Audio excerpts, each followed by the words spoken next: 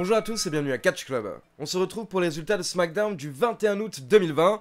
Mais d'abord, je rappelle que ce week-end, c'est le week-end SummerSlam. Donc dimanche, vous avez le droit à 2 lives sur YouTube. On se retrouve d'abord à 20 h dimanche soir en direct sur YouTube pour le live Kick-Off SummerSlam où on va faire nos pronos pour le pay-per-view. Je vais vous donner les dernières news et forcément à partir de 21 h, on suivra également la finale de la Ligue des Champions. Car pour ceux qui suivent maintenant Catch Club sur Twitch, vous savez qu'on a fait quelques live réactions football pour la Ligue des Champions. Et là, on est obligé de suivre la finale comme il y a le PSG qui joue. Et ensuite, on se retrouve à nouveau quelques heures plus tard, à 1 h du matin, dans la nuit de dimanche à lundi, pour le live réaction SummerSlam. Et je rappelle également que ce soir, dans la nuit de samedi à dimanche, vous avez le droit à NXT TakeOver 30 à 1 h du matin, heure française, sur le WWE Network. Et croyez-moi, il vaut mieux ne pas rater SummerSlam ce week-end, car j'ai vraiment l'impression qu'il va se passer quelque chose d'énorme lors de SummerSlam. Allez, c'est parti, on passe au résultat de SmackDown. Et pour rappel, hier soir, c'était le premier show en dehors du Performance Center. En effet, dorénavant et au moins jusqu'à fin octobre, Raw, SmackDown et les prochains pay-per-view auront lieu au Amway Center, une arène située à Orlando en Floride et qui accueille habituellement les matchs des Orlando Magics, donc des matchs de NBA. Et c'était donc la grande première au WWE Thunderdome, car la WWE nous avait promis un niveau de production digne de WrestleMania, avec des feux d'artifice, des lasers, 1000 écrans à travers la salle et bien entendu le public virtuel. Et comme vous avez pu le voir sur la miniature de la vidéo, c'est Vince McMahon qui nous a accueillis hier soir pour le premier SmackDown au Thunderdome. Et honnêtement, dès le début du show, j'étais totalement à fond dedans. On sent que la WWE voulait vraiment relancer les choses hier soir. Et par rapport au Thunderdome, je vous avoue que moi, clairement, ça me plaît beaucoup plus que WWE Performance Center. La présence du public virtuel est assez particulière, mais je pense que c'est quelque chose où il faut simplement s'habituer, et d'ici 2-3 semaines, ce sera totalement normal pour tout le monde. Donc Vince McMahon est dans le ring, et il nous accueille au WWE Thunderdome. Il dit que personne ne sait faire ça mieux que la WWE, et c'est pour ça que ce dimanche à SummerSlam, vous n'allez pas le voir venir. Donc en gros, il nous dit « You'll never see it coming », vous n'allez pas le voir venir, et c'est la phrase qui a été utilisée depuis des semaines pour faire la promotion de SummerSlam, mais là, quand Vince McMahon l'a prononcé, on aurait vraiment dit qu'il souhaitait nous faire comprendre qu'il va se passer quelque chose d'énorme ce dimanche à SummerSlam, quelque chose qui va vraiment nous surprendre. Mais directement au bout de 2 phrases, les lumières se sont éteintes. Et nous avons eu le droit à l'entrée de The Fiend qui est présent à SmackDown, et je pense que la WWE voulait nous montrer directement à quoi allait ressembler une entrée complète au sein du Thunderdome. Donc The Fiend monte sur le ring, il est face à face avec Vince McMahon. Vince McMahon fait un pas sur la droite pour essayer de partir, donc Vince McMahon essaye de passer par la gauche, mais The Fiend le bloque encore une fois, et on dirait que The Fiend va s'en prendre à Vince McMahon, mais là, il est interrompu par la musique de Braun Strowman. Donc Strowman fait son entrée et il confronte The Fiend dans le ring, et pendant ce temps, Vince McMahon en profite pour sortir du ring tranquillement. Et alors que Strowman et The Fiend étaient face à face dans le ring, d'un coup, les membres de Rétribution font leur entrée, et cette semaine, ils sont près de 25. Donc on pense que Rétribution vont attaquer Braun Strowman et The Fiend, mais The Fiend regarde Braun Strowman et il lui dit au revoir. Puis les lumières s'éteignent, et quand elles se rallument, The Fiend n'est plus là. Donc les 1000 membres de Rétribution rentrent sur le ring et ils attaquent Braun Strowman, jusqu'à ce que les catcheurs de SmackDown viennent l'aider. Mais la première vague ne suffit pas, donc il y a une deuxième vague de catcheurs de SmackDown qui débarquent pour aider Braun Strowman, et ils arrivent à se débarrasser des membres de Rétribution qui préfèrent prendre la fuite. Et quand la deuxième vague de catcheurs est arrivée pour aider Braun Strowman, on a pu voir que quelques secondes plus tard, une fois que Rétribution était sorti du ring, The Miz est également arrivé pour aider Strowman. Mais comme par hasard, comme la semaine dernière, The Miz était un petit peu en retard. Donc comme je vous en avais parlé la semaine dernière, c'est la WWE qui essaye sûrement de nous mener vers de fausses pistes. Certains catcheurs de SmackDown aident Braun Strowman à se relever, mais Strowman n'a pas l'air totalement calme, et d'un coup, il frappe Drew Gulak, puis il jette Jey Uso par-dessus les cordes. Puis Strowman quitte le ring et il déchire son t-shirt.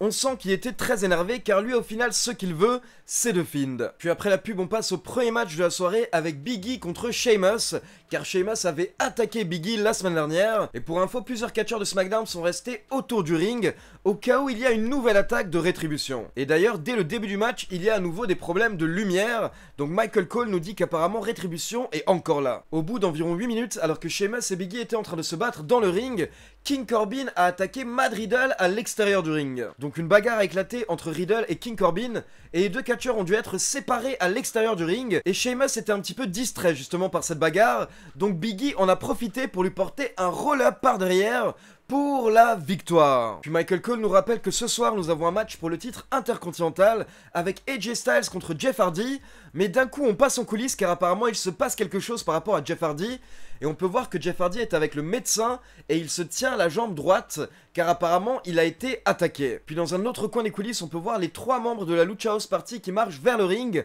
mais d'un coup Lince Dorado et Grand Metalik sont attaqués par Cesaro et Shinsuke Nakamura. Et on a Kalisto qui regarde un petit peu la scène et qui n'ose pas faire grand chose. Quelques minutes plus tard, ça nous mène justement au deuxième match de la soirée. Shinsuke Nakamura et Cesaro contre Grand Metalik et Lince Dorado, accompagnés par Kalisto. C'était un match pour les titres par équipe, et pour info, depuis hier soir, la WWE est de retour en direct, ce qui fait qu'on a eu le droit à un petit botch de la part de Grand Metalik, et on espère qu'il ne s'est pas fait mal, car il a tenté l'un de ses moves habituels où il saute par-dessus la 3ème corde, et lors de sa chute, il attrape un adversaire qui est à l'extérieur pour un ciseau de tête. Mais là, ça s'est pas très bien passé, il a sauté par-dessus la 3ème corde et il est retombé directement sur le dos. Cesaro n'a pas réussi en fait à amortir sa chute. Et quelques minutes plus tard, c'est Cesaro qui a effectué le tombé sur Lince Dorado pour la victoire. Donc Cesaro et Shinsuke Nakamura conservent les titres par équipe. Et après le match, on a Kalisto et Lince Dorado qui se prennent la tête dans le ring. Les deux coéquipiers commencent même à se repousser et Kalisto se retrouve par terre, mais Grand Metalik essaye de calmer la situation. Puis on retrouve Jeff Hardy en coulisses avec le médecin qui s'occupe toujours de sa jambe, et Michael Cole nous dit qu'on va voir des images de la blessure de Jeff Hardy,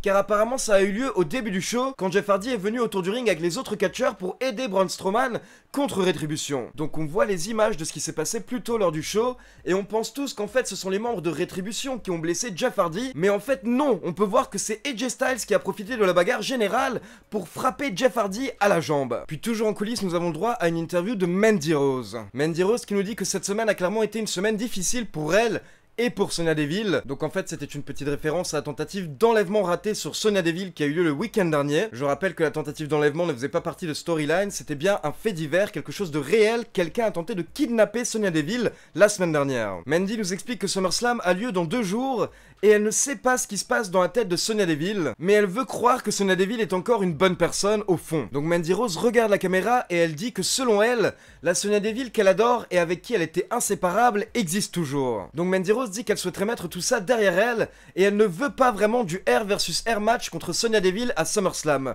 Mandy Rose propose d'annuler le match, d'oublier tout ça, car elle souhaite uniquement voir le bien qu'il y a en Sonya Deville. Ensuite, nous avons le droit aux entrées de Bayley et Sasha Banks qui rejoignent Corey Graves dans le ring. Et les deux catcheuses ont commencé un petit peu à s'embrouiller pour savoir qui allait affronter Asuka en première lors de SummerSlam. Car à la base, lors de Raw, Bayley s'était proposée, mais là elle n'avait plus l'air totalement certaine, et donc ça a énervé Sasha Banks. Au final, Banks et Bayley ont été interrompus par Naomi, et ça nous a mené à un Beat the Clock Challenge. En effet, Banks et Bayley vont toutes les deux affronter Naomi, et celle qui battra Naomi le plus rapidement sera la deuxième à affronter Asuka lors de SummerSlam. On démarre avec Sasha Banks qui a battu Naomi en 3 minutes et 39 secondes. Et on n'a même pas vraiment eu à comparer au final car Bayley a perdu face à Naomi en environ 2 minutes. En effet, Bayley s'est fait surprendre avec le rear view, donc le fameux coup de fesse de Naomi, et Naomi a remporté son match face à Bayley, la championne de SmackDown, en 2 minutes, alors qu'elle venait de perdre un match face à Sasha Banks juste avant. Et forcément, on pouvait voir que d'un côté, Sasha Banks était ravie, mais elle a tout de même essayé d'aller réconforter Bayley après le match, et là, on a le droit à l'entrée de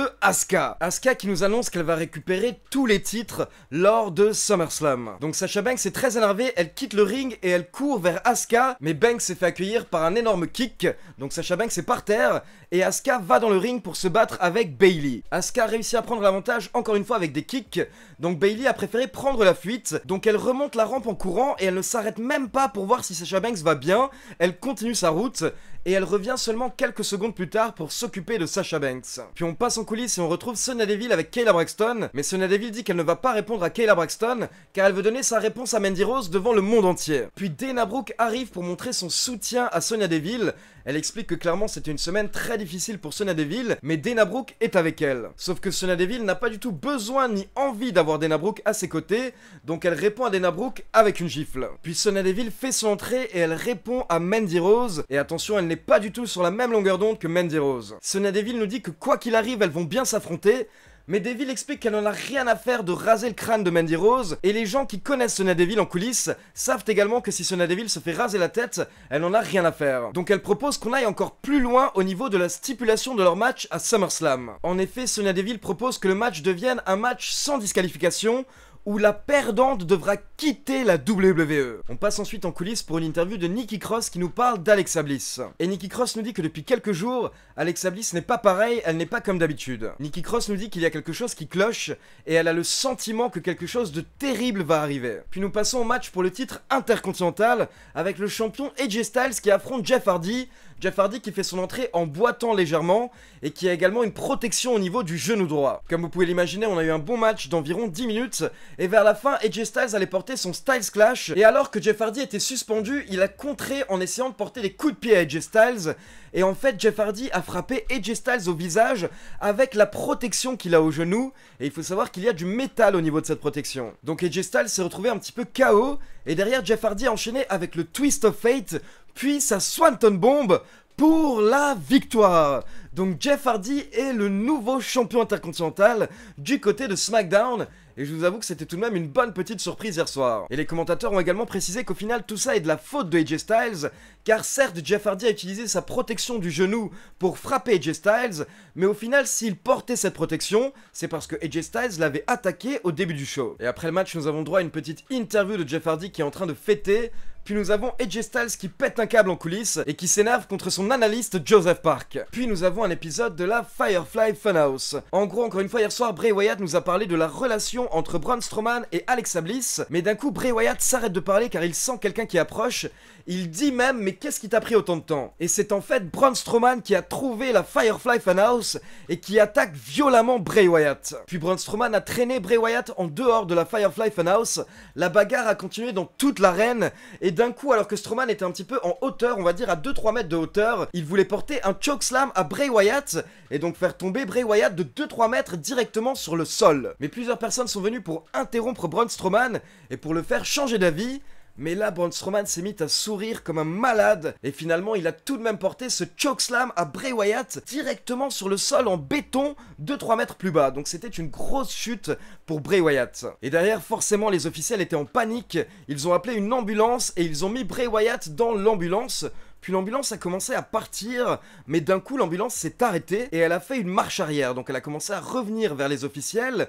Et là, on a pu voir qu'à l'intérieur de l'ambulance, c'est devenu tout rouge. Donc les officiels ne comprenaient pas ce qui se passe, et quand les portes de l'ambulance se sont ouvertes, Bray Wyatt n'était plus là, mais c'était The Fiend qui était présent. Donc 2 minutes auparavant, Bray Wyatt s'était pris un énorme chokeslam, et il avait l'air totalement blessé, et 2 minutes plus tard, il s'est à nouveau transformé en The Fiend, et il allait parfaitement bien. Et le show se termine justement sur cette image diabolique du Fiend, en train de rigoler. Il a l'air cool ce Fiend quand même, hein, tout le temps en train de se fendre la gueule. Donc voilà, c'est tout pour les résultats du premier SmackDown au Thunderdome. Maintenant c'est à vous, dites-moi ce que vous avez pensé du Thunderdome dans les commentaires.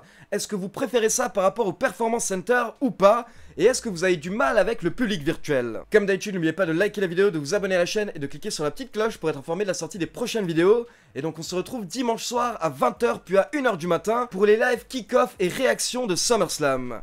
Ciao tout le monde!